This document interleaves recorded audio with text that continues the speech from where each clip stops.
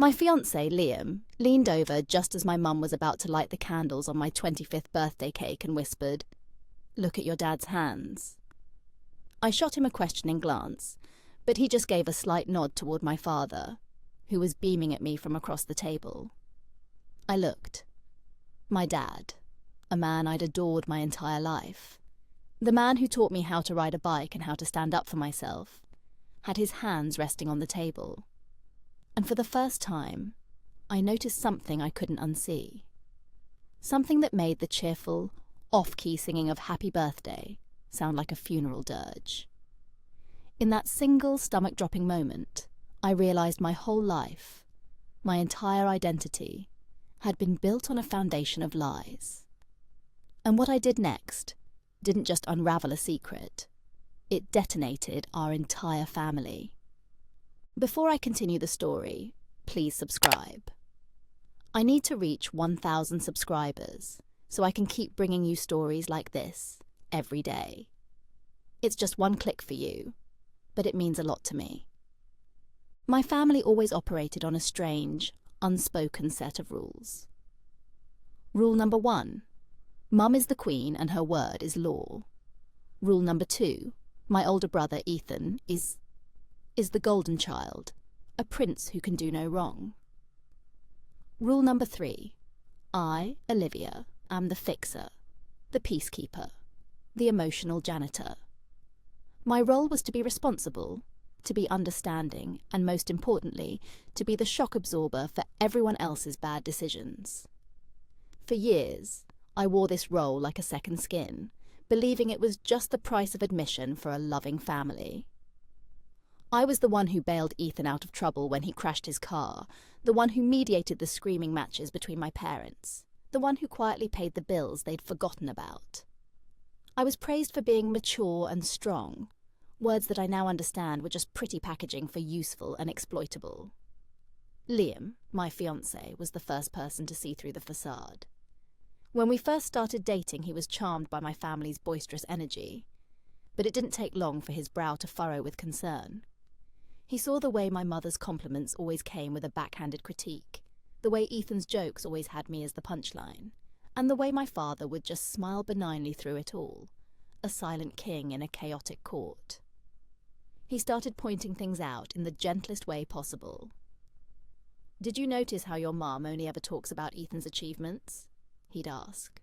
Or, "It's a little weird that your brother expects you to co-sign a loan for him, isn't it?"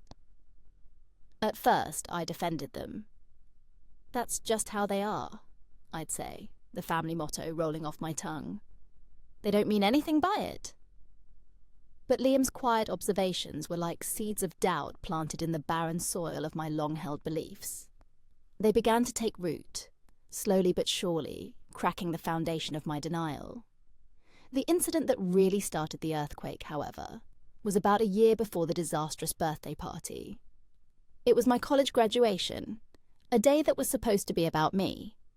My parents and Ethan came, but they were late, missing my name being called. They'd gone to the wrong auditorium, they claimed, laughing it off as a silly mistake. But the whole time at the celebratory dinner afterward, the conversation was dominated by Ethan's recent promotion at his dead-end job. My magna cum laude certificate sat on the table, ignored, while they dissected every detail of his new title. I felt a familiar prickle of resentment, but I dutifully smiled and played my part. Liam, however, wasn't smiling. Later that night, as I cried in his arms, he held me and said the words that would become my mantra: "You deserve better."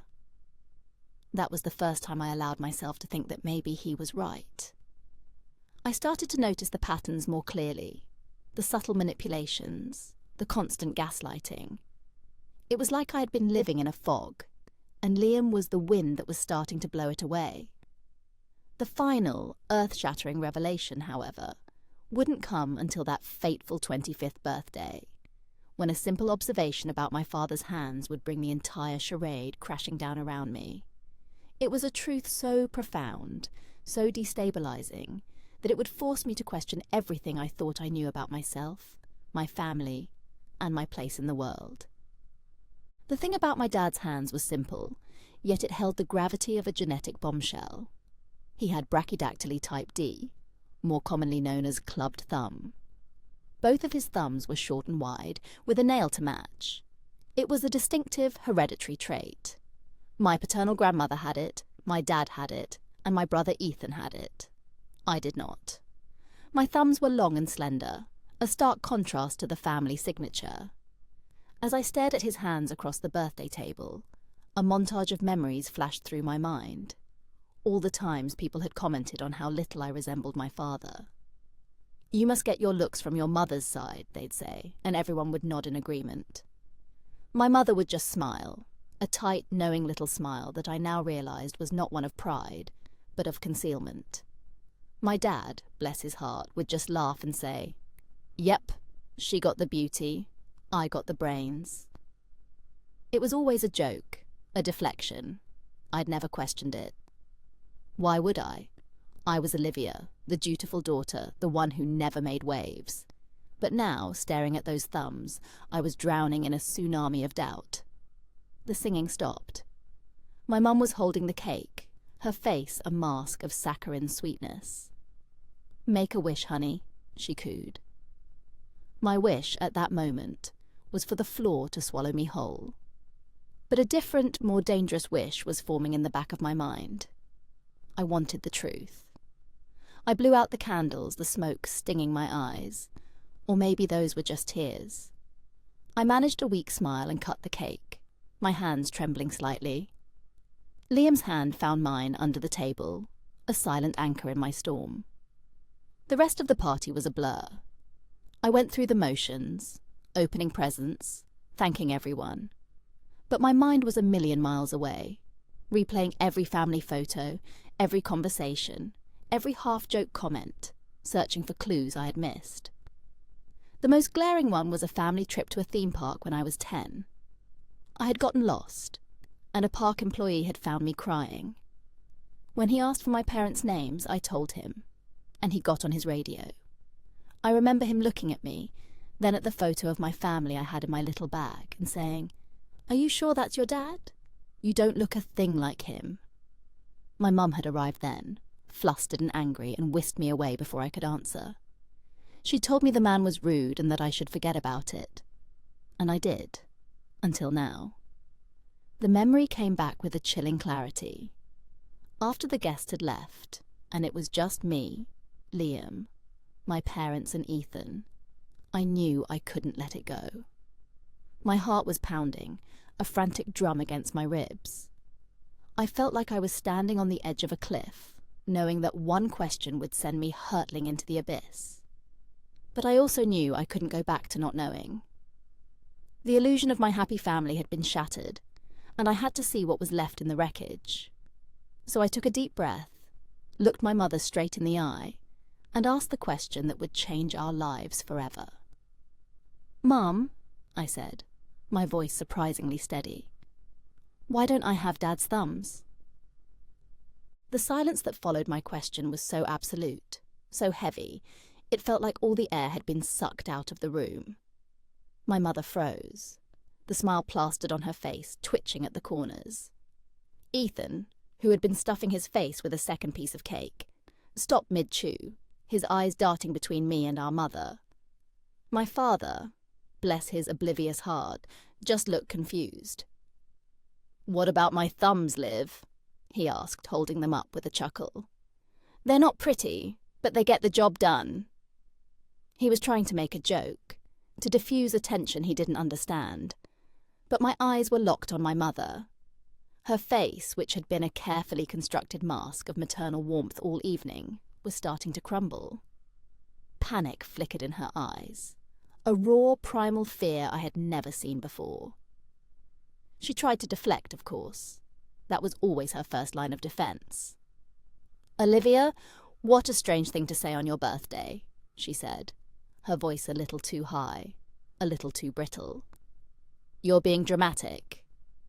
There it was, the classic gaslighting phrase, the one designed to make me question my own sanity.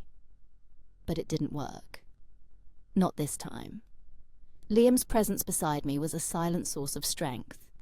He didn't say a word, but his unwavering gaze on my mother told her that we were a united front. "It's a simple question, Mom," I pressed, my voice gaining strength. "It's a dominant genetic trait. Grandma has it, Dad has it, Ethan has it. Why don't I?" I was a biology major. I knew the odds of me not inheriting that trait were infinitesimally small. My mother's eyes darted around the room, looking for an escape route. She shot a desperate glance at Ethan, her golden boy, her ally. He, for once, looked utterly useless, his mouth agape like a beached fish. She then turned to my father, a silent plea in her eyes. "John, tell her she's being ridiculous." But my dad was starting to catch on. The gears were turning behind his kind, simple eyes. He looked at his own thumbs, then at mine, then back at my mother. A shadow of doubt crossed his face.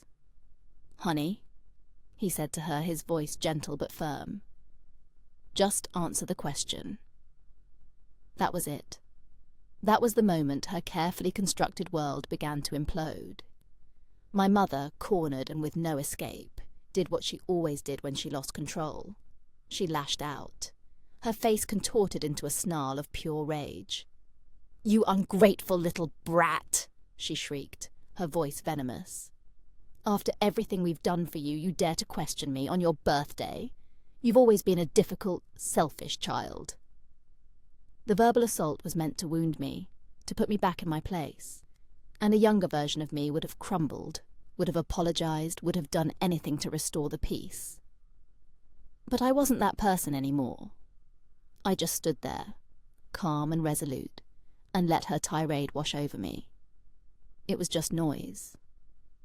The truth was the only thing that mattered.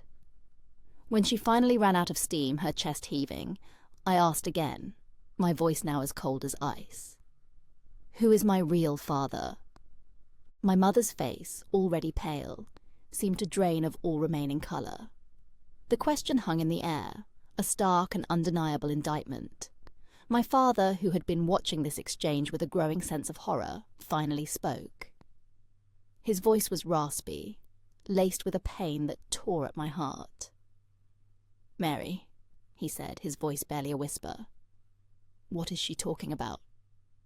My mother, a cornered animal, finally broke. She sank into a chair, her body trembling, and the confession came tumbling out, a torrent of long-buried secrets and deceit. It wasn't a neat, coherent story. It was a chaotic mess of excuses, self-pity, and blame-shifting. She had had an affair, she admitted, a brief, sordid fling with a co-worker, shortly after she and my dad were married. She'd been feeling neglected, she claimed, misunderstood. My dad was working long hours, trying to build a life for them, and she was lonely. It was a classic, pathetic excuse, a way to paint herself as the victim. She had found out she was pregnant and had passed me off as my father's child. She had never told a soul. She had carried this secret for 25 years, a ticking time bomb at the heart of our family. As she spoke, I felt a strange sense of detachment, as if I were watching a movie about someone else's life. The anger and hurt were there, of course, a churning vortex in my gut. But on the surface, I was eerily calm. It was as if a lifetime of suppressed emotions had finally coalesced into a single, cold point of clarity. I looked at the man who had raised me, my dad, and my heart broke for him. His face was a mask of utter devastation. He looked like he had been physically struck. He stared at my mother, his wife of nearly 3 decades, as if she were a stranger. The woman he had loved, trusted, and built a life with, had betrayed him in the most profound way imaginable. And Ethan, my golden boy brother, was for once speechless. He looked at me, then at our mother, his expression a mixture of shock and, dare I say it, a sliver of dawning respect. He was finally seeing our mother for who she truly was. Not a benevolent queen, but a manipulative, selfish woman who had sacrificed everyone else's happiness for her own. But the most revealing part of my mother's confession was not the what, but the why. Why had she never told him? I didn't want to ruin our family, she sobbed, the picture of faux remorse. I did it to protect you, John. To protect our family. There it was. The ultimate manipulation. The twisted logic that her deceit was an act of love. She hadn't done it to protect him. She had done it to protect herself. She was a coward, and her cowardice had cost us everything. Liam's hand tightened on mine, a silent reminder that I wasn't alone in this. I looked at my mother, her face streaked with tears that I knew were for herself, not for the pain she had caused, and I felt nothing but a cold, hard resolve. The family she was so desperate to protect was a lie, and I was done living it. "We're leaving," I said, my voice cutting through her sobs. I stood up, pulling Liam with me. My mother looked up, her eyes wide with panic. "No, Olivia, wait. We can talk about this. We can fix this." "There's nothing to fix," I said, my voice devoid of emotion. "You built this family on a lie. It was broken from the start." I turned to my dad, my heart aching for his pain. "I'm so sorry, Dad," I whispered. He just looked at me, his eyes filled with a grief so profound it was like looking into an abyss. He couldn't even speak. I walked out of that house, Liam's arm around me, and I didn't look back. I knew that I had just walked away from my entire life, but I also knew, with a certainty that settled deep in my bones, that I was walking toward my truth. And for the first time, I felt free. The days that followed our departure were a whirlwind of logistics and emotional fallout. Liam was my rock, my anchor in the storm. He handled everything with a calm, quiet efficiency that I was too numb to muster. He found us a short-term rental, a sterile, impersonal apartment that felt like a sanctuary. He packed our essential belongings from the house I had shared with my parents, a task I couldn't bring myself to do. He told me later that the atmosphere in the house was glacial. My mother had tried to engage him, to plead her case, but he had shut her down with a polite but firm, "I'm just here for Olivia's things." Ethan, surprisingly, had helped him, his face a grim mask. He had apparently said to Liam, "I don't know what to say, man. This is messed up." It was the most insightful thing I had ever heard my brother say. My father, Liam told me, was a ghost. He had locked himself in his study and refused to speak to anyone. The silence from him was the most painful part of it all. I ached to talk to him, to tell him that he was, and always would be, my dad. But I knew he needed space. His world had been shattered, and he had to find a way to pick up the pieces on his own. My mother, on the other hand, was relentless. She bombarded me with texts and voicemails, a desperate, chaotic stream of apologies, accusations, and pleas. "I love you, Olivia. You're my daughter no matter what.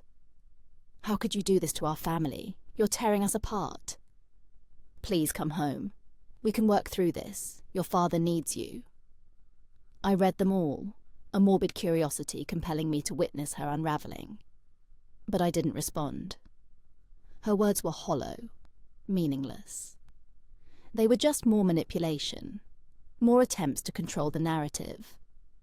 I was done being a character in her story. I was writing my own now. A week after my birthday, a certified letter arrived. It was from my mother. Inside was a long, rambling letter filled with more of the same self-pitying nonsense. But there was one line that stood out, one line that proved to me that she was incapable of true remorse. "I know I made a mistake," she wrote, "but I did it out of love. Can't you understand that?" That was it. That was the moment any lingering flicker of sympathy I had for her died. She still didn't get it. She still believed her own lies. She still saw herself as the tragic heroine in this drama, not the villain. I showed the letter to Liam. He read it, his expression hardening. "This isn't an apology," he said. "It's an ultimatum. She's not sorry for what she did. She's sorry she got caught." He was right, and in that moment, I knew what I had to do. I had to find my biological father. It wasn't about replacing the dad who raised me. It was about finding the missing piece of myself, the piece that my mother had stolen from me. It was about knowing my own story, my whole story. I had a name, a first name, from my mother's tearful confession. David. It wasn't much to go on, but it was a start. And I had a powerful new motivator, righteous anger. My mother thought she could control the past, but I was about to prove her wrong. I was going to unearth the truth she had tried so hard to bury. And I was going to do it for myself, for the little girl who had been lied to, for the woman who deserved to know who she was. The search for David was not just a quest for a man. It was a quest for my own identity. And I was ready to begin. My search for David began with the slimmest of leads.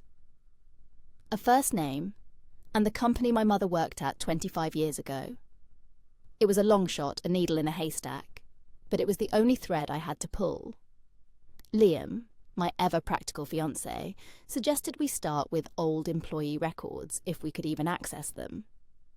But I had a different idea, a more direct, and perhaps more confrontational approach. I decided to contact my mother's old work friend, a woman named Carol, who I had met a few times over the years. Carol had left the company around the same time my mother had, and they had stayed in touch, a fact my mother had lamented after my dramatic exit, no doubt worried about the potential for gossip. I found Carol on social media. Her profile picture, a cheerful image of her with a golden retriever. I sent her a message, polite and vague, asking if she had a moment to chat about her time at the old company. She responded almost immediately, her tone warm and friendly. We arranged a phone call for the following day. I was a nervous wreck before the call. What if she knew? What if she was loyal to my mother? What if she thought I was a monster for blowing up my family? Liam, as always, was my voice of reason. "You're just asking questions, Olivia," he said. "The truth is on your side." When I finally spoke to Carol, I started slow, asking her about her memories of the company, about the people she worked with. She was a wealth of information, a chatty, nostalgic woman who seemed to enjoy the trip down memory lane. I mentioned my mother, and Carol's tone shifted slightly, a subtle note of caution entering her voice. "Oh, Mary," she said, "we were close for a while there, a fiery one, your mum." I took a deep breath and plunged in. "Carol," I said, my voice steady, despite my racing heart, "I have a very personal and difficult question to ask you. It's about my mother's time at the company. I'm trying to find someone. A man named David." The silence on the other end of the line was deafening. For a moment, I thought she had hung up. Then she let out a long, slow sigh. "I knew this day would come," she said, her voice filled with a weary resignation. "I always knew it would." Carol proceeded to tell me everything. She and my mother had been confidants back then. She knew about the affair. She had warned my mother against it, had told her it was a recipe for disaster. But my mother, she said, was headstrong and impulsive, caught up in the thrill of it all. The man, David, had been a senior manager in another department. He was charismatic, charming, and, as Carol put it, a real heartbreaker. The affair had been brief but intense. When my mother found out she was pregnant, she had panicked. David, apparently, had wanted nothing to do with it. He had been transferred to another branch shortly after, and that was the last anyone had heard of him. Carol told me his full name, David Harrison. She even remembered the city he had been transferred to. It was a goldmine of information, more than I had ever hoped for. But it was the way Carol spoke about my mother that was the most revealing. There was no malice in her voice, just a deep, abiding sadness. "Your mother," she said, "has always been her own worst enemy. She builds these elaborate fantasies in her head, and then she gets angry when reality doesn't live up to them. She wanted the perfect family, the perfect life, but she went about it in the worst possible way." Hearing this from an outside source, someone who had known my mother for years, was incredibly validating. It confirmed what I had always suspected, but had never been able to articulate. My mother's love was conditional, her reality a carefully curated fiction. After the call, I felt a strange mix of emotions. I was one step closer to finding my biological father, but the picture Carol had painted of him was not exactly flattering. A heartbreaker who wanted nothing to do with his child. Was I prepared to meet this man? What did I even want from him? I didn't have the answers, but I knew I had to keep going. I had David's full name and a last known location. It was time to take the next step, to delve deeper into the past and uncover the man behind the name. Liam and I sat down at the kitchen table, a laptop open between us, and began to search for David Harrison. The digital ghost of a man I had never known was about to become very, very real. The internet, for all its faults, is a powerful tool for unearthing the past. With David Harrison's full name and his last known city, it didn't take long for us to find him. He was a man who had left a significant digital footprint. He was a partner at a successful architectural firm. His picture on the company website, a portrait of silver-haired success. He had a professional bio that listed his accomplishments, his accolades, his passion for sustainable design. He was married with 2 grown sons, both of whom were also architects. He was, by all accounts, a pillar of his community, a man who had built a perfect life for himself. A life that, I now knew, had been built on a foundation of secrets and abandonment. Staring at his picture, I felt a jolt of recognition. It wasn't in his features, which were handsome but unfamiliar. It was in his eyes.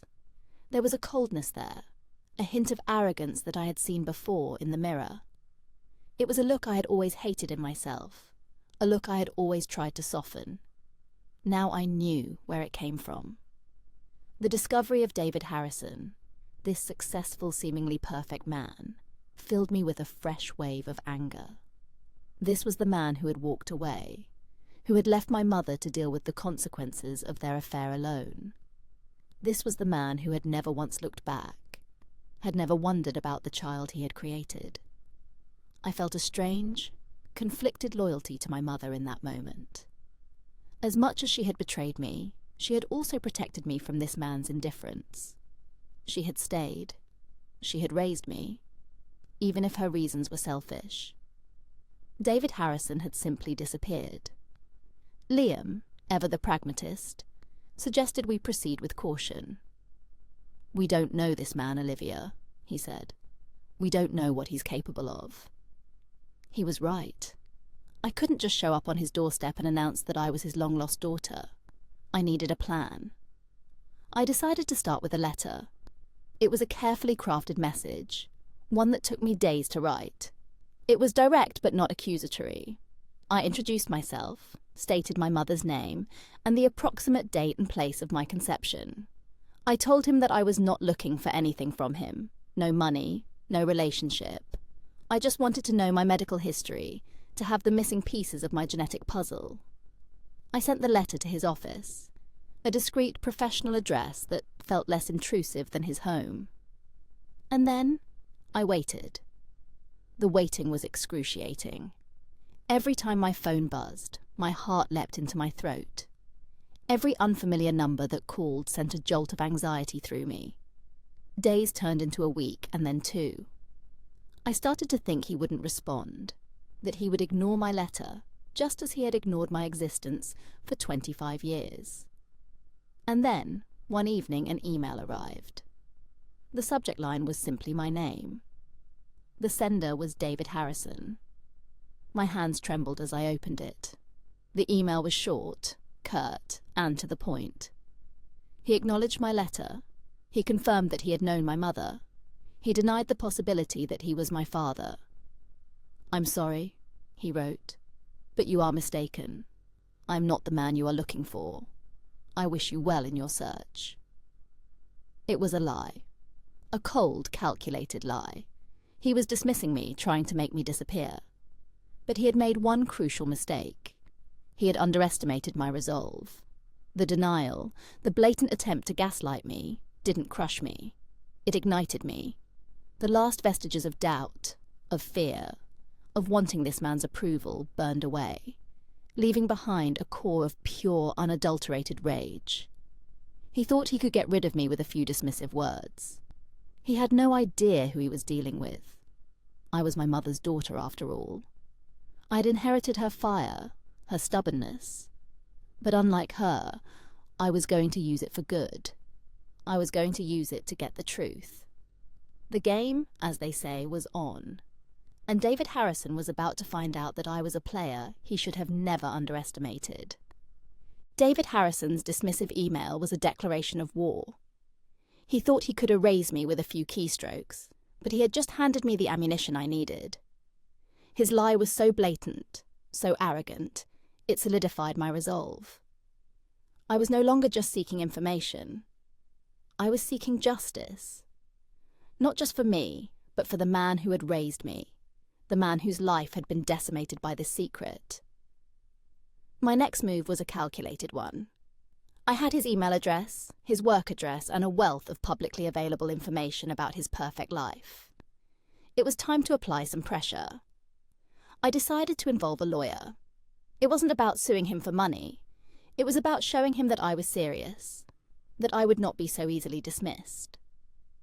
Liam, with his usual quiet competence, found a reputable family law attorney who specialised in paternity cases. I explained the situation to her, my voice clear and steady as I laid out the sordid tale. She listened patiently, her expression a mixture of professional sympathy and steely determination. When I was finished, she looked at me and said, "He's banking on you going away. We're not going to let that happen." The lawyer drafted a letter, a far more official and intimidating document than my own. It laid out the facts of the case, my mother's admission, the genetic evidence of the club thumbs, and my simple request for a DNA test to confirm paternity for the purpose of obtaining a complete medical history. The letter stated that if he did not comply voluntarily, we would be forced to file a legal action to compel a test. It was a powerful, unambiguous message. The truth will come out, one way or another. We sent the letter to his office, certified mail, return receipt requested. The waiting, this time, was different. It wasn't laced with anxiety and hope. It was filled with a cold, hard certainty. I knew he would respond. The threat of legal action, of his carefully curated reputation being tarnished, would be too much for him to ignore. While we waited, a surprising thing happened. I received a call from an unknown number. I almost ignored it, but something made me answer. It was my brother, Ethan. His voice was subdued, hesitant. "Liv," he said. I'm so sorry." It was the first time in my life I had ever heard a genuine apology from him. He told me that the house was a war zone. My mother was a mess, alternating between weeping fits and furious rages. My father was still withdrawn, speaking to no one. Ethan said that seeing my mother's true colours, her selfishness and her deceit, had been a wake-up call. "I was a jerk to you, Liv," he said, his voice thick with emotion. "I always took her side. I see that now. I see everything differently."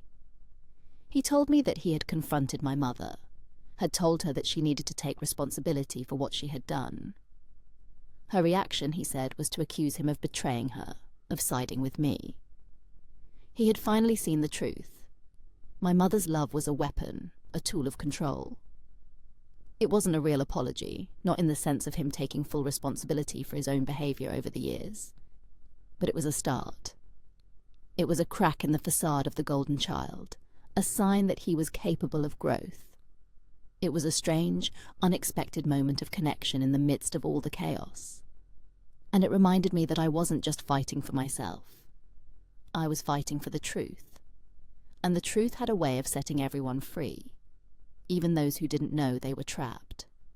A week later, a letter arrived from David Harrison's lawyer. It was as curt and professional as his email. He agreed to the DNA test. He stated, for the record, that he was doing so only to put the matter to rest, and that he was confident the test would prove he was not my father. It was another lie, another attempt to control the narrative.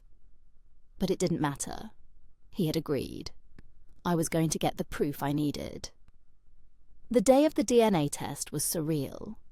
We met at a neutral lab, a sterile, impersonal setting for such a life-altering event. David Harrison was there with his lawyer. He was taller than I expected, impeccably dressed, his face a mask of bored indifference. He didn't look at me, didn't acknowledge my existence beyond a curt nod. We had our cheeks swabbed in silence, the only sound the rustling of the technician's gloves. It was over in minutes. As I walked out of the lab, I felt a sense of finality. The truth was now in a sealed plastic bag, waiting to be revealed. And I knew, with every fibre of my being, that my life was about to change forever. The 2 weeks it took to get the DNA results were a strange limbo. Life went on, but with a constant low-grade hum of anticipation. Liam and I settled into a routine in our temporary apartment, creating a small bubble of normalcy amidst the chaos. We cooked together, watched movies, went for long walks. He was my constant, the calm at the centre of my personal hurricane. I was grateful for his quiet strength, for the way he never pushed me to talk but was always ready to listen. During this time, I maintained my silence with my mother. She continued her campaign of texts and voicemails, her tone shifting daily from desperate pleading to angry indignation. I archived them all without responding. I was building a wall around myself, a fortress of silence, and I would not let her breach it. The most significant development during this period came from my father. One evening, I received a text from him. It was the first direct communication I'd had from him since my birthday. "Olivia," it read. "Can we talk?" My heart leaped. I called him immediately. His voice was tired, fragile, but it was his. We talked for over an hour. He didn't ask about the DNA test, about David Harrison. He just wanted to know how I was. He apologized for his silence, explaining that he had been in a state of shock, of profound grief. "It felt like my whole life was a lie," he said, his voice cracking. But then I realized it wasn't. "You are not a lie, Olivia. You are my daughter. You have always been my daughter, and you always will be. That's the only truth that matters to me." I sobbed, a torrent of relief and love and sorrow pouring out of me. His words were a balm on my wounded soul. He told me that he was starting therapy, that he was trying to figure out how to move forward. He was still living in the house with my mother, but they were like strangers, cohabiting in a space filled with unspoken resentments. He didn't know what the future held for their marriage, but he knew that his relationship with me was his priority. That phone call was a turning point. It gave me the strength I needed to face whatever came next. I had my dad's love, my dad's support. That was the foundation I would build my new life on. The day the results came, I was surprisingly calm. The email from my lawyer arrived in the early afternoon. I opened it with Liam sitting beside me, his hand on my back. The report was attached as a PDF. I clicked on it, my eyes scanning the technical jargon until I found the conclusion. The alleged father, David Harrison, is not excluded as the biological father of the child, Olivia Martin. The probability of paternity is 99.99%. There it was, in black and white. The truth, undeniable and absolute. I felt a wave of emotions wash over me. Vindication, anger, sadness, relief. I was not crazy. I was not dramatic. I was right. I forwarded the report to my lawyer. Her response was immediate. "What do you want to do now?" she asked. I thought for a moment. What did I want? I didn't want a relationship with David Harrison. I didn't want his money. I just wanted him to acknowledge the truth. And I wanted him to understand that his actions had consequences. I told my lawyer my plan. It was bold, it was audacious, and it was probably a little bit crazy. But it felt right. It felt like the perfect way to close this chapter of my life and begin a new one. I was going to confront David Harrison, not in a sterile lab or through a lawyer's letter, but on my own terms. I was going to look him in the eye and make him see the person he had created and abandoned, and I was going to do it in a way that he would never forget. My plan was simple in its audacity. David Harrison was a man who lived his life in the public eye, a man who curated his image with meticulous care. He was giving a keynote address at a major architectural conference in a few weeks. It was a high-profile event, the kind of thing he would thrive on, a stage for his ego. And it was the perfect stage for my confrontation. I wasn't going to make a scene, to stand up and shout accusations. That wasn't my style. My plan was more subtle, more precise, and I hoped, more effective. Liam initially was hesitant. He was worried about me, about the potential for a public spectacle, for more pain. But as I laid out my plan, he began to see the logic in it, the poetic justice. He saw that this wasn't about revenge. It was about reclaiming my narrative. It was about forcing David Harrison to see me, not as a problem to be dismissed, but as a person, a consequence of his actions. We bought tickets to the conference, 2 anonymous names in a sea of architects and designers. I spent the weeks leading up to the event preparing myself, not just emotionally but practically. I did my research. I knew David Harrison's work, his projects, his philosophies. I was going to meet him on his own turf, speak his language. The day of the conference, I was a bundle of nerves and steely resolve. I wore a simple professional dress, something that would make me blend in, not stand out. Liam was by my side, a silent, steady presence. We sat through the morning sessions listening to talks on urban planning and sustainable design. And then, it was time for the keynote. David Harrison took the stage to a round of applause. He was a charismatic speaker, confident and polished. He spoke about legacy, about building something that lasts, about the responsibility of architects to shape the future. The irony was so thick, I could have choked on it. After his speech, there was a networking reception. This was my moment. I saw him holding court, a circle of admirers hanging on his every word. I took a deep breath, straightened my shoulders, and walked toward him. Liam gave my hand a squeeze and then stepped back, giving me the space I needed. I waited for a lull in the conversation, and then I stepped forward. "Mr. Harrison," I said, my voice clear and even. He turned to me, a polite professional smile on his face. "Yes?"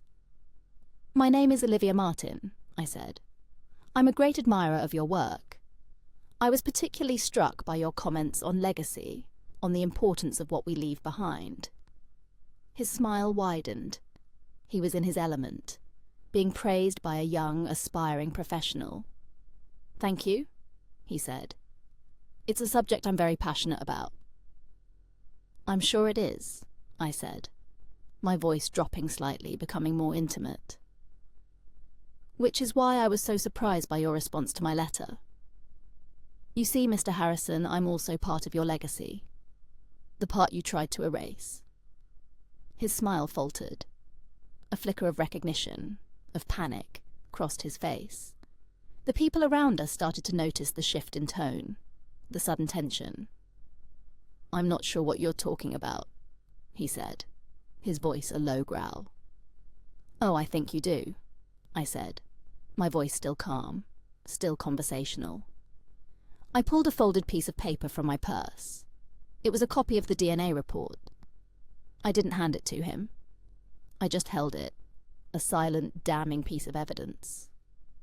"I have the results of the DNA test, David," I said, using his first name for the first time. "The one you were so confident would prove you weren't my father. 99.9999%. His face went ashen. The colour drained from his cheeks, leaving behind a pasty, grey pallor. The people around us were now silent, their eyes wide, darting between me and the famous architect, who was now looking at me with a mixture of fury and terror. I leaned in closer, my voice a whisper that only he could hear. "I don't want anything from you," I said. "Not your money, not your name. I just wanted you to know that I exist, that I am your legacy, and that I am not going to be erased." I then turned and walked away, my head held high. I didn't look back. I didn't need to.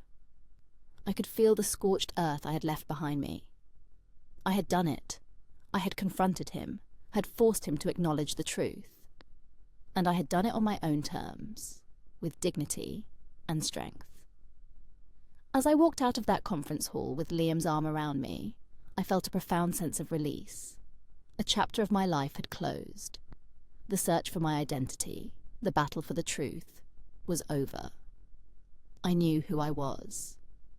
I was Olivia Martin, the daughter of John Martin, the man who had raised me, loved me and stood by me. And I was also the daughter of David Harrison, a man who had given me my genes but nothing else. And I was okay with that. I was whole. And I was free. The aftermath of the conference confrontation was, for me, blissfully silent. I had no way of knowing what the immediate fallout was for David Harrison, and I didn't care. My goal was not to destroy his life, but to reclaim my own. I had said what I needed to say, had forced a moment of reckoning. The rest was his to deal with. I blocked his email, his phone number, and scrubbed my social media to make myself harder to find. I was building a fortress, not of anger, but of peace.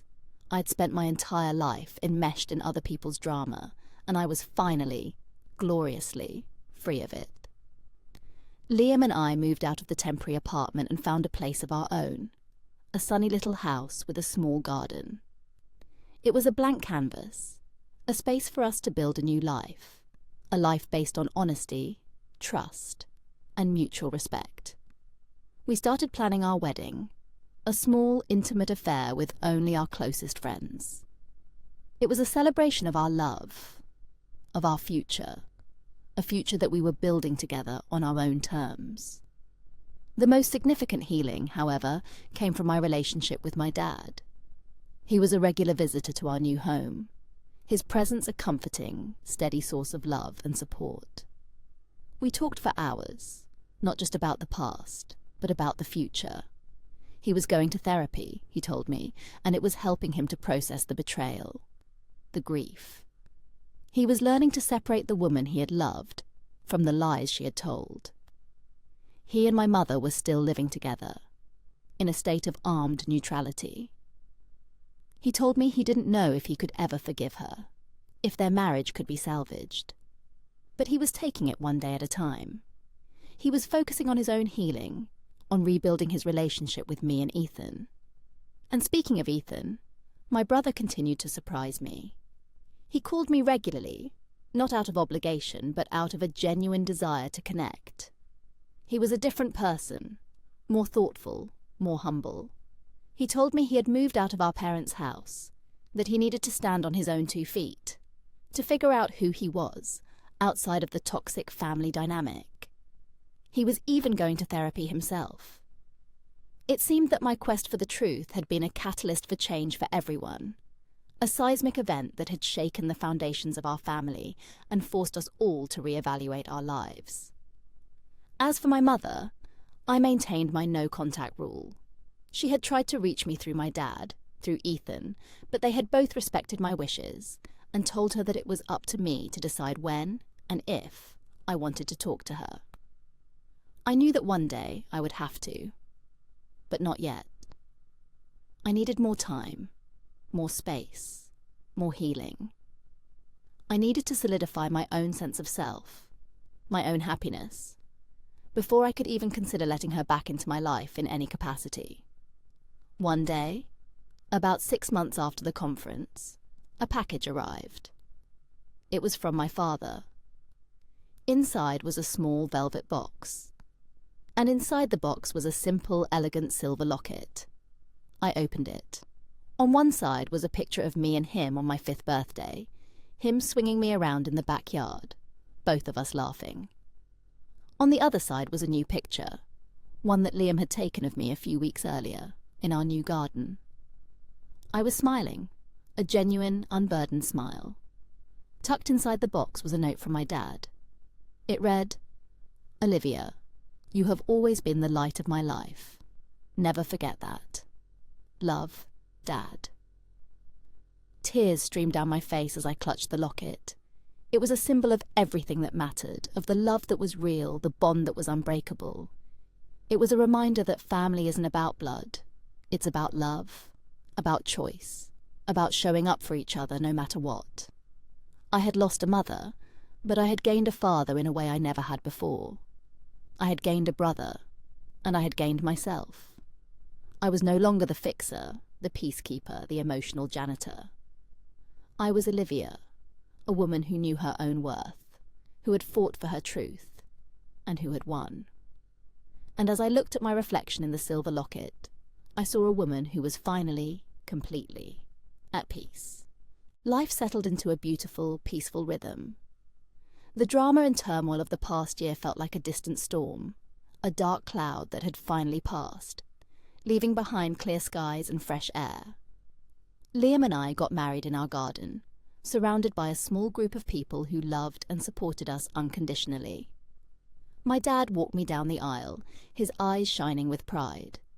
Ethan was there, my once tormenting brother, now a true friend, his presence a testament to the transformative power of truth. It was a perfect day, a celebration not just of our love, but of the new life we had built from the ashes of the old one. We bought a dog, a goofy golden retriever named Gus, who filled our home with laughter and muddy paw prints.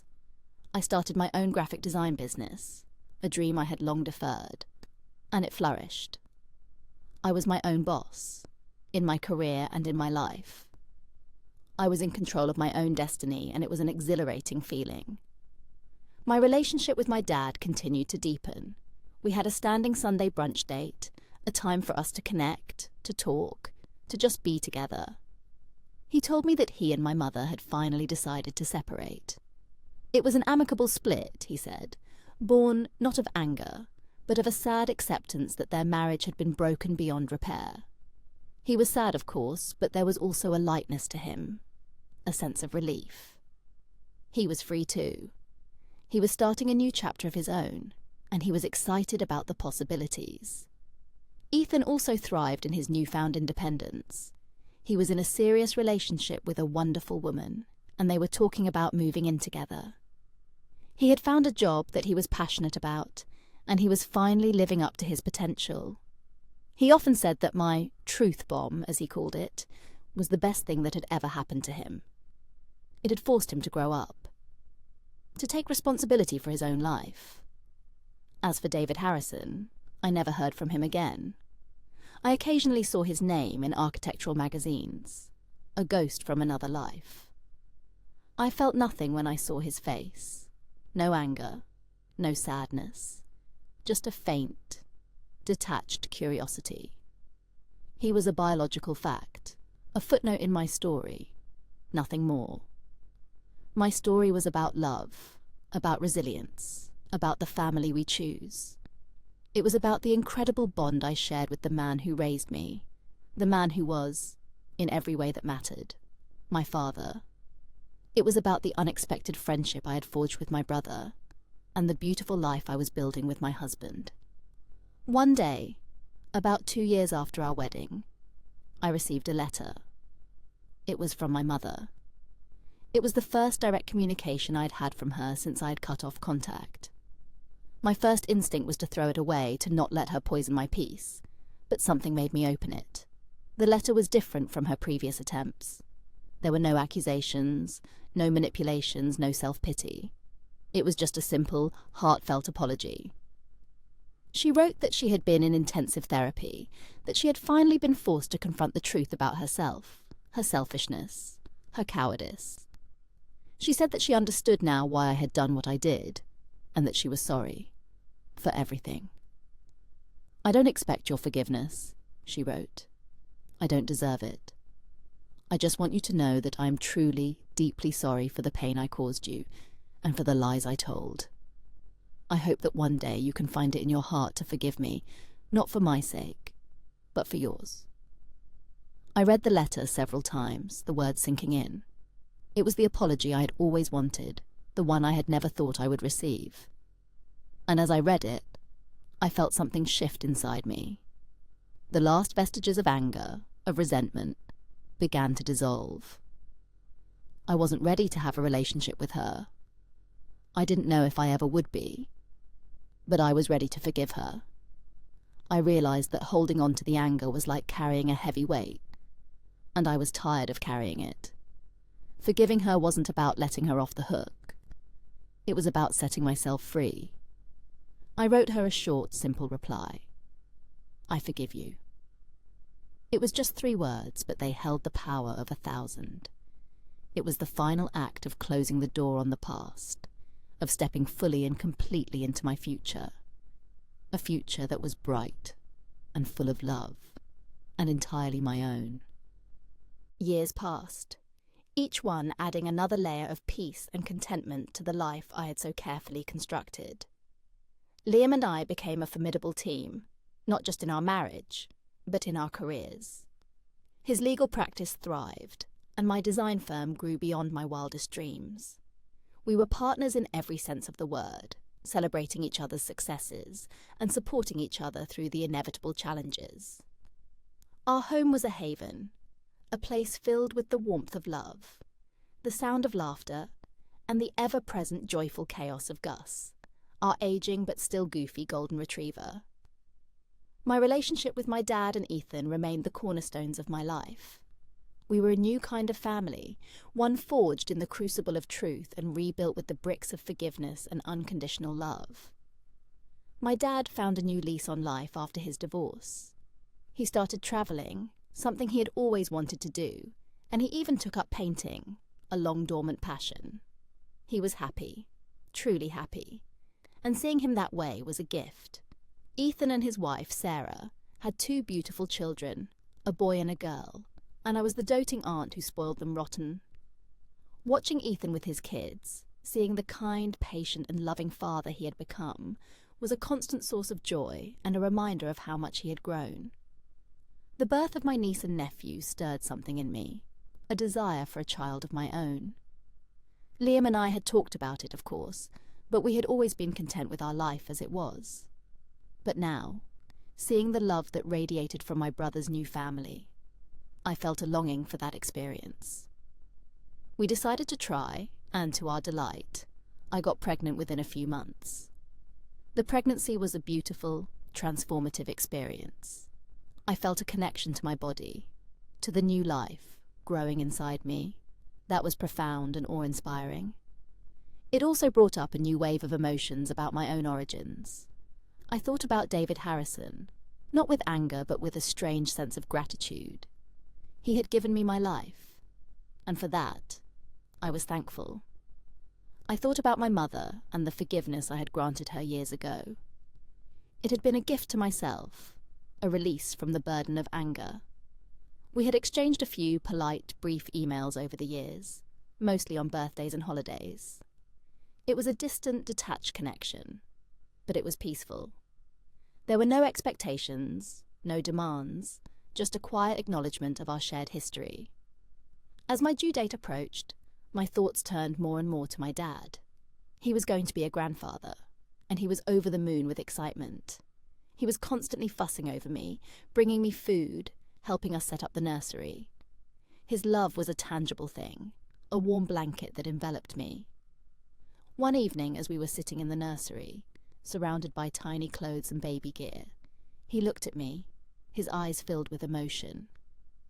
"You know, Olivia," he said, his voice thick with unshed tears, "I used to be so afraid that you would find out the truth and that I would lose you. But I was wrong. The truth didn't tear us apart. It brought us closer." He was right. The truth, as painful as it had been a cleansing fire. It had burned away the lies, the secrets, the resentment, and had left behind something stronger, something purer. It had allowed us to build a relationship based on honesty and genuine love. As I sat there with my hand on my swelling belly, feeling my baby kick, I felt a sense of completeness, of coming full circle. I was about to become a mother, to bring a new life into the world. And I knew, with every fibre of my being, that my child would grow up in a home filled with love, honesty, and truth. They would know their story, their whole story, from the very beginning. There would be no secrets, no lies, no hidden pain. Just the beautiful, messy, wonderful truth. And that, I realised, was the greatest legacy I could ever hope to give them. A legacy of love, a legacy of truth, a legacy of freedom.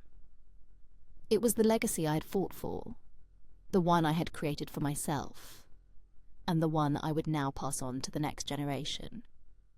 The birth of my son, Noah, was the single most profound experience of my life. Holding him in my arms for the first time, I felt a love so fierce, so all-consuming, it took my breath away. He was perfect, with a full head of dark hair and my husband's kind eyes. And as I looked at his tiny, perfect hands, I saw it. He had my thumbs, long, slender thumbs, a stark contrast to the clubbed thumbs of my biological paternal line. It was a small detail, a genetic quirk, but it felt significant. It was a physical manifestation of the truth that had always been in my heart. My real family, my true lineage, was the one I had chosen, the one that had chosen me. My dad, now a doting grandfather, was utterly besotted with Noah. He would spend hours just holding him, whispering stories to him, his face a mask of pure, unadulterated joy. Seeing him with my son, my heart felt like it would burst. This was the man who had taught me how to be strong, how to be kind, how to love. This was the man who was, and always would be, Noah's grandfather. My life was full and it was beautiful. My business was thriving, my marriage was strong, and my family, my real family, was a constant source of love and support.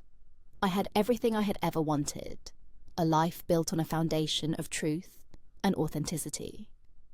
And then one day, out of the blue, I received a message. It was from one of David Harrison's sons, a man named Mark. I had seen his picture on the architectural firm's website years ago, a younger, less jaded version of his father. He had found me through my business website, he explained. His message was hesitant, polite, but direct. I know this is a strange request, he wrote, but I was wondering if you would be willing to talk. I recently found out about you and I have some questions. My first instinct was to delete the message, to protect the peace I had worked so hard to create. I owed this man nothing. His family had been a source of nothing but pain and rejection. But then I looked at my son, sleeping peacefully in his crib, and I thought about the importance of truth, of knowing your own story. Mark was a part of my story, a half-brother I had never known, and he deserved to know the truth, just as I had. I agreed to meet him. We met for coffee in a neutral cafe, a public space that felt safe, anonymous. He was nervous, his hands fidgeting with his coffee cup. He looked like his father, but there was a softness to his eyes, a kindness that David Harrison had lacked. He told me that his father had recently been diagnosed with a serious illness, a hereditary condition that had prompted him to finally tell his family the truth about me. Mark said that his father was a difficult man, proud and emotionally distant. He had never been close to him. But learning about me, about the secret he had kept for so long, had shaken him. He wanted to understand, to know the story from my perspective. I told him everything. I told him about my wonderful dad, the man who had raised me. I told him about the pain of the discovery, the fight for the truth. I told him about the confrontation at the conference, about the life I had built for myself. I didn't hold back. I was honest, and I was direct. He listened intently, his expression a mixture of sadness and empathy. When I was finished, he was silent for a long time. "I'm so sorry," he said finally, his voice thick with emotion, "for everything you went through. My father, he's a coward. He always has been. He told me that his father had expressed a desire to see me, to apologize. I felt a flicker of something, a strange, unexpected emotion. But it wasn't a desire to see him. It was a sense of closure. His apology, if it was even genuine, was too little, too late. I don't need his apology, I told Mark. I have everything I need. We talked for a while longer, about our lives, our work, our families. It was a strange, tentative connection, a bridge being built across a chasm of secrets and lies. I didn't know if we would ever have a real relationship, if he would ever be a part of my life. But I was open to the possibility. As we said goodbye, he looked at me, a sad smile on his face. "You're a remarkable woman, Olivia," he said. "My father was a fool to let you go." I walked away from that cafe with a sense of finality. The last piece of the puzzle had fallen into place. I had confronted my past, had made peace with it, and had emerged stronger, happier, and more whole than I had ever thought possible. My life was my own, my story was my own, and I was the one who would write the ending. And I knew, with a certainty that settled deep in my soul, that it would be a happy one. The encounter with Mark Harrison, my half-brother, was a strange and unexpected postscript to a chapter of my life I thought was closed. It didn't upend my world as the initial discovery had, but it did create a subtle shift in my perspective. It was a reminder that the ripples of my mother's and David's actions continued to spread, touching lives I hadn't even considered.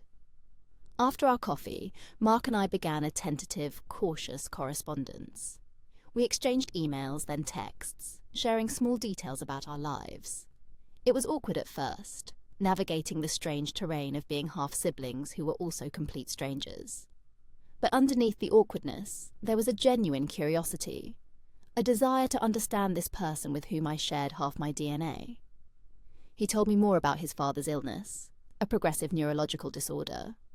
David's health was declining, and with it, his legendary arrogance seemed to be cracking, replaced by a late-in-life fear and regret.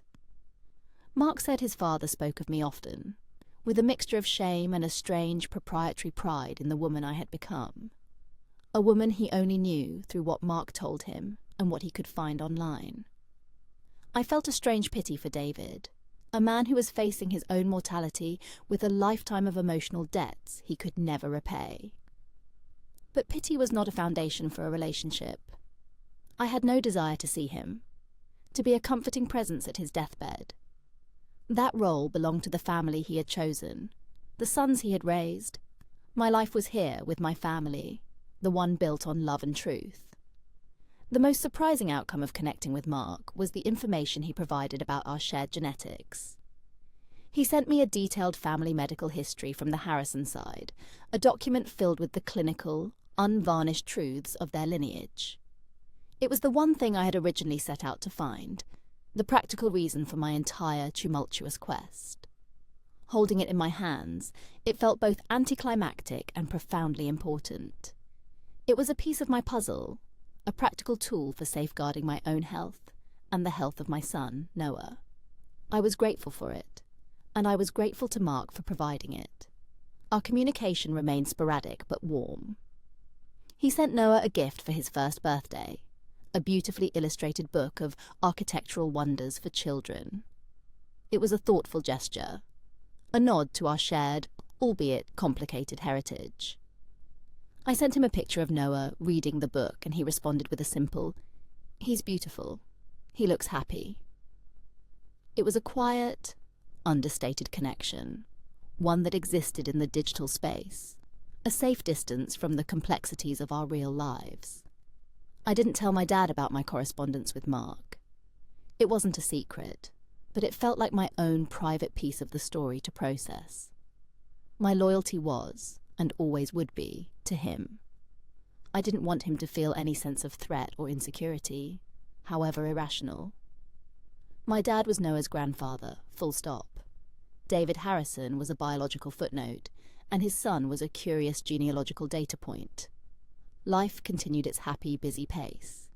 My business grew, and Liam was made a partner at his firm. Noah was a toddler now, a whirlwind of energy and joy. Our house was filled with the happy chaos of a young family. The ghosts of the past had been well and truly exorcised, replaced by the vibrant, messy, beautiful reality of the present. I had everything I had ever fought for, a life of my own making, filled with love, laughter, and an unshakable sense of peace. The indignation and drama that had once defined my existence were gone, replaced by a quiet confidence and a deep gratitude for the family I had chosen, and that had chosen me back. My story was a testament to the fact that you can't choose where you come from, but you can choose who you are and who you become. You can choose to be a victim of your past, or you can choose to be the hero of your own story. I had chosen to be the hero, and I wouldn't have it any other way. 2 years after my initial contact with Mark Harrison, my life was a portrait of domestic bliss and professional success. Noah was a chatterbox of a 3-year-old, and my days were a happy whirlwind of client meetings and playground adventures. The drama of my parentage felt like a story from another lifetime, a movie I had once seen about someone else. I had found my happy ending, and I was fiercely protective of it. One crisp autumn afternoon, I received a phone call from a number I didn't recognize. I was in the middle of a park playdate with Noah, so I let it go to voicemail. Later, as Noah napped in his car seat on the way home, I listened to the message. "Olivia, it's Mark Harrison. I know we haven't spoken in a while, but I have some news. My father passed away this morning. The funeral is on Friday. I know this is a lot to ask, but I thought you should know. And if you wanted to come, you would be welcome." The news hit me with a strange, hollow thud. David Harrison was dead. The man who had been a ghost in my life for so long was now truly gone. I felt a confusing mix of emotions, a flicker of sadness for the man I had never known, a sense of relief that this final, complicated thread to my past had been severed, and a deep, abiding numbness. I didn't know what to do. A part of me felt a morbid curiosity, a desire to see the final act of this drama play out. Another part of me, the larger part, wanted to stay as far away as possible, to protect the peace I had so carefully cultivated. I talked to Liam about it that evening, laying out my jumbled thoughts and feelings. He listened patiently, as he always did, his presence a calming anchor. "There's no right or wrong answer here, Olivia," he said. "You have to do what feels right for you. Whatever you decide, I'll support you." I also decided to talk to my dad. I had never told him about my contact with Mark, and I felt like I owed him the truth now. I called him, my heart pounding with a familiar anxiety. I told him everything, about Mark, about the medical history, about the news of David's death. He was quiet for a long time after I finished. "Wow," he said finally. "That's a lot." "I don't know if I should go to the funeral," I confessed. "I don't want to disrespect you. You're my dad." His response brought tears to my eyes. "Olivia," he said, his voice firm and full of love, "you could never disrespect me. I am your father. That is a fact, and nothing will ever change that. This man, David, he was a part of your story, a part of your biology. If you feel like you need to go to his funeral to close that chapter, then you should go. Don't worry about me. I'm not going anywhere." His words were a gift, a final, beautiful act of selfless love. He was giving me his blessing, freeing me from any sense of guilt or obligation. He trusted our bond, our love, and he knew that nothing could ever break it. After talking to my dad, my decision became clear. I wasn't going to the funeral for David Harrison. I was going for myself. I needed to see the end of the story, to stand at the graveside of the man who had been a biological fact, but never a father, and to say my own silent goodbye. I was also going for Mark, the half-brother who had reached out to me with kindness and empathy. He had welcomed me, and I wanted to offer him my support in his time of grief. I booked a flight for Friday morning, a quick day trip to a city I had never been to attend the funeral of a stranger who was also my father.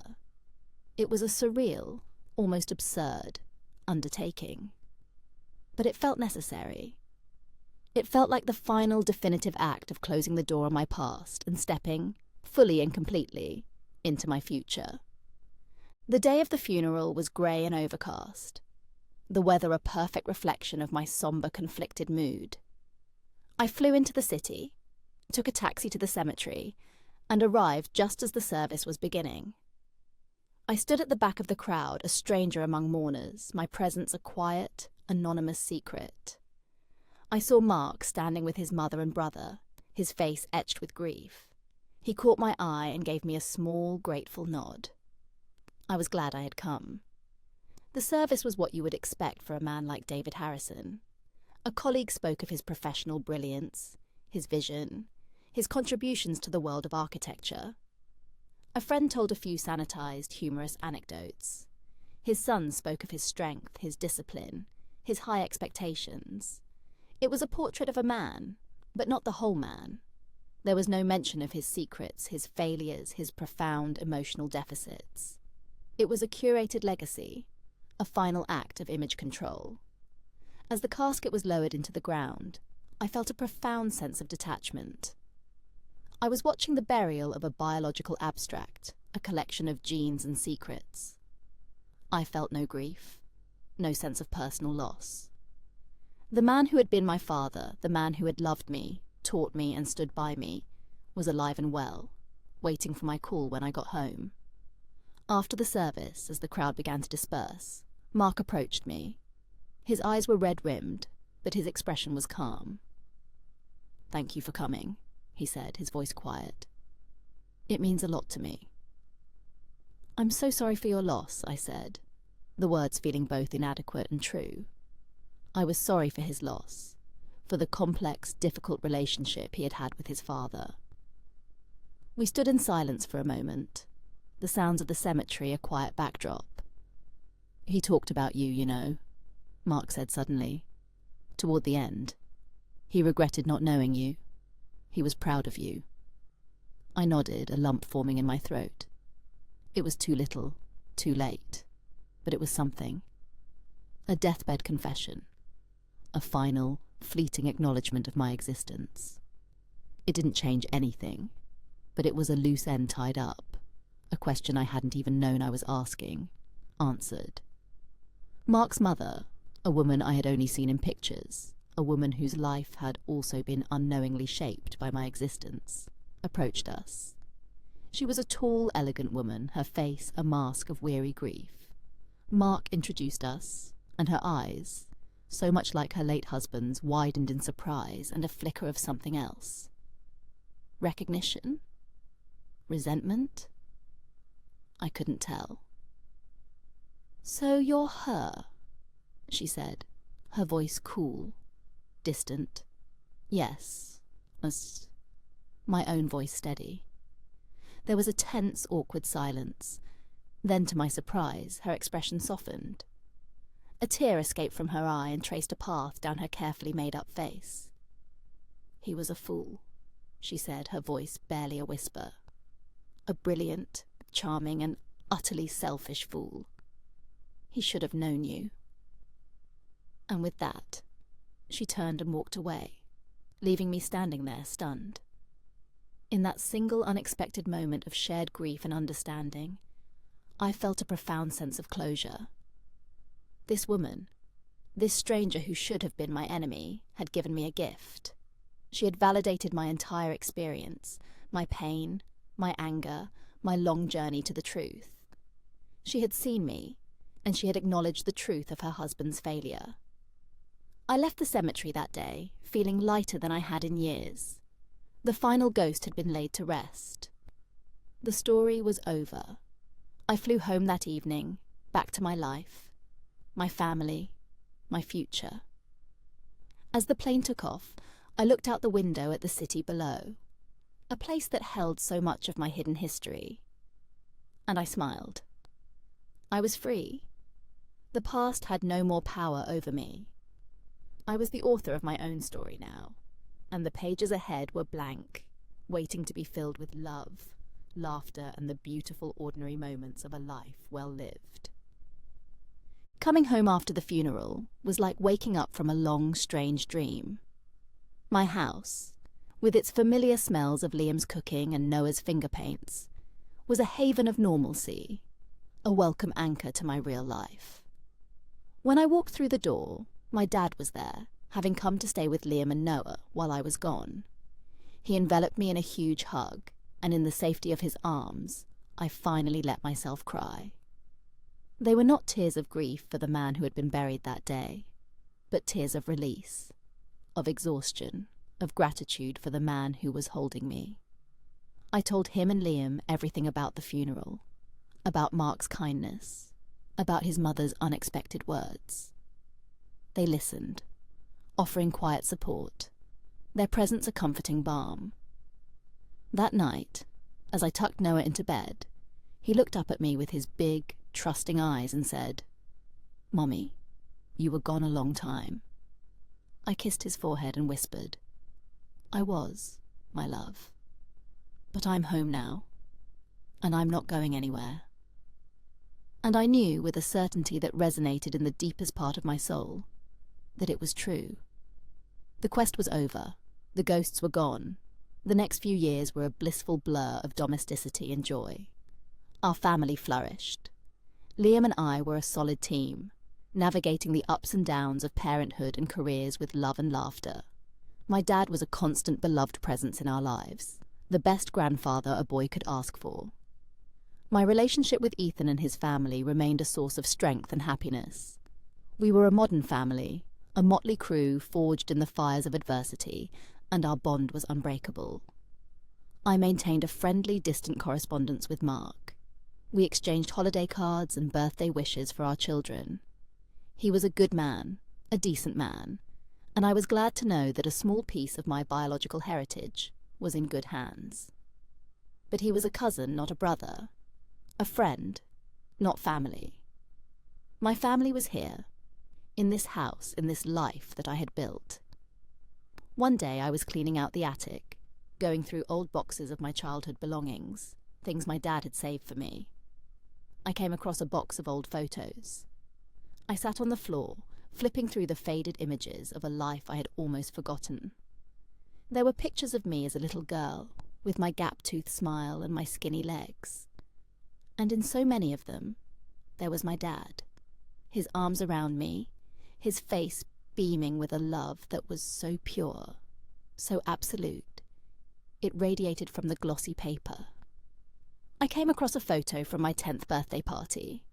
I was standing next to my dad, and we were both holding up our hands, showing off my new grown-up watch. And there it was, in stark, photographic evidence. His clubbed thumb, and my long, slender one. It was the clue that had been there all along, the secret hidden in plain sight. I smiled. It seemed so obvious now, so simple.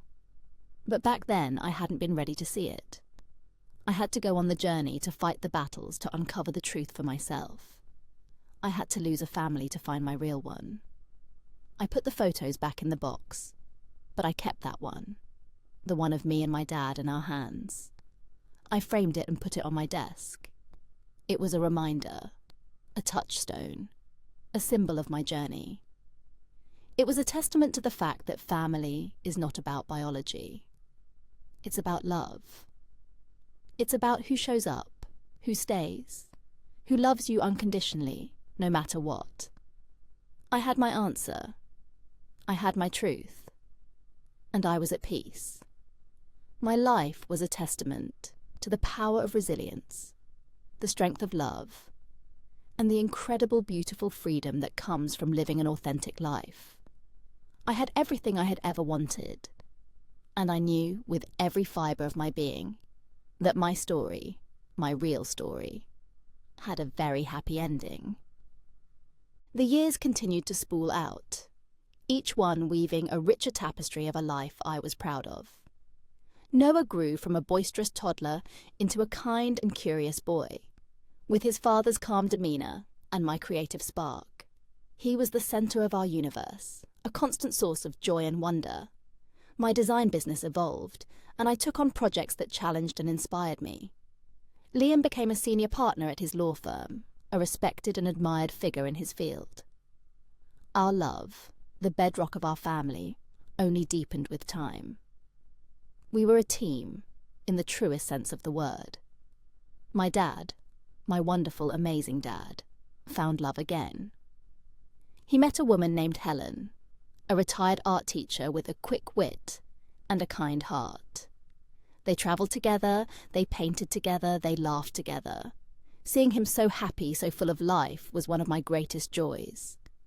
He was a testament to the fact that it's never too late to start a new chapter.